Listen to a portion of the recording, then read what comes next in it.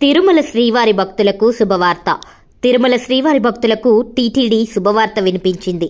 శ్రీవారి భక్తులకు మరింత రుచికరంగా అన్నప్రసాదాలు అందించాలని టీటీడీ నిర్ణయించింది. ఇందులో భాగంగా అన్నప్రసాదం మెనూలో మరో ఐటెం పెంచాలని టీటీడీ చైర్మన్ బీఆర్ నాయుడు అధికారులను ఆదేశించారు.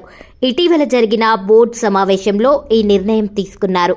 టీటీడీ చైర్మన్ ఆదేశాలకు అనుగుణంగా టీటీడీ సిబ్బంది అన్నప్రసాదం మెనూలో మార్పులు చేపట్టారు. తిరుమల శ్రీవారి అన్నప్రసాదం మెనూలోకి మసాలా వడలను చేర్చారు. అయితే ప్రస్తుతం ఇది ట్రయల్ రన్లో ఉంది.